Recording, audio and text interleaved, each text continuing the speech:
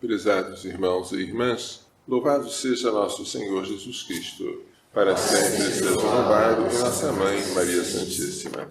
Hoje, dia de Santa Mônica, mãe de Santo Agostinho, a primeira leitura retirada da primeira carta de São Paulo aos Tessalonicenses fala da exigência da santificação, que é a vontade de Deus. Os tessalonicenses já estão vivendo assim, mas Paulo exorta-os a fazerem progressos ainda maiores. Ele destaca a pureza, que cada um saiba tratar a sua esposa, aqui a tradução foi parceiro conjugal, com santidade e respeito, sem se deixar levar pelas paixões, como os pagãos que não conhecem a Deus. Parece que São Paulo aqui está citando o livro de Tobias, em que Tobias dizia para Sara: não podemos nos casar como os gentios que não conhecem a Deus. Que nessa matéria ninguém prejudique ou engane seu irmão, porque o Senhor se vinga de tudo. Deus não nos chamou à impureza, mas à santidade. Desprezar esses preceitos não é desprezar um homem, e sim a Deus, que nos deu o Espírito Santo. Esse Espírito Santo que se tornou hóspede do nosso corpo é uma razão extra para nós vivermos a castidade em qualquer estado. Aqui São Paulo está falando da castidade matrimonial.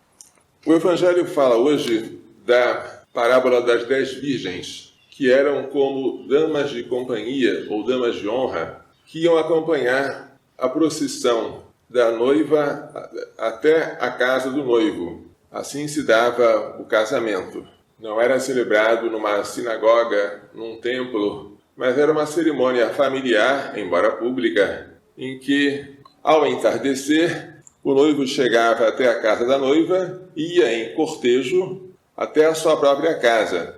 Acontece que, como o noivo demorasse, as 10 virgens que iriam acompanhar o cortejo adormeceram.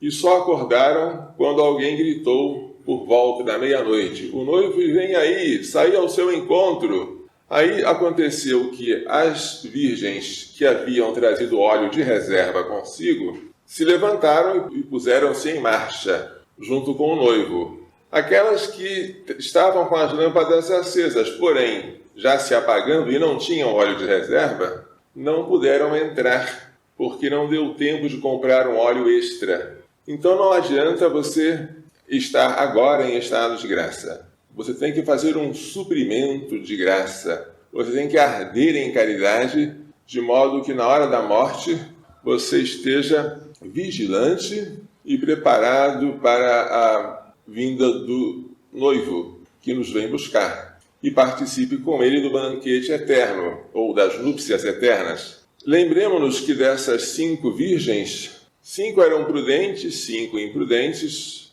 mas as imprudentes eram virgens também. É uma observação interessante. É possível ficar fora do banquete eterno guardando a castidade? Sim, a castidade é necessária, mas não é suficiente. Se você for casto, o que é imprescindível, mas mesmo assim não tiver a caridade fraterna e para com Deus, que é a maior das virtudes, você fica do lado de fora. Por exemplo, Lúcifer nunca pecou contra a castidade, porque ele não tem corpo. No entanto, ele não está no céu. Sem jamais esquecer a castidade, que é maravilhosa, devemos também dar um valor enorme à caridade, que é maior do que a fé, maior do que a esperança, e que dá sabor a todas as outras virtudes que nós praticamos. Como não sabemos o dia nem a hora, esta caridade, que é representada por essa lâmpada acesa e com mais óleo de reserva, deve ser cultivada dia após dia, hora após hora. Santa Mônica soube trazer esta lâmpada bem acesa. A vocação dela não foi para a virgindade, mas para o matrimônio.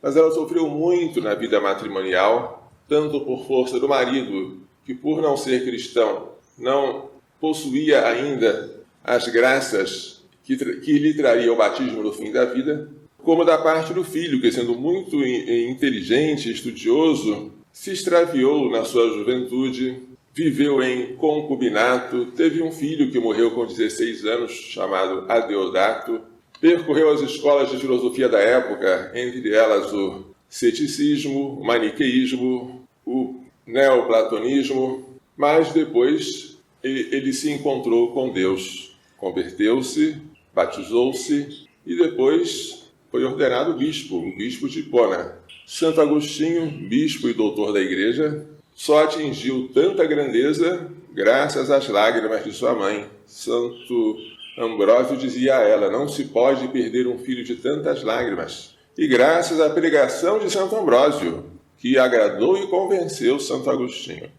Quando a gente vê uma figura luminosa na igreja, a gente pode glorificar a Deus por essa figura. Mas não esqueçamos de tantas outras que ficaram em volta, cuidando para que essa figura brilhasse, né? É o caso de Mônica, responsável pelo brilho que Agostinho irradiou para toda a igreja. Como é grande o papel de uma mãe presente, uma mãe educadora, uma mãe que não desiste do filho mesmo quando ele já parece ter desistido de Deus. Que Maria Santíssima nos faça entender e pôr em prática as lições desta liturgia. Louvado seja nosso Senhor Jesus Cristo. Para sempre seja louvado nossa Mãe, Maria Santíssima.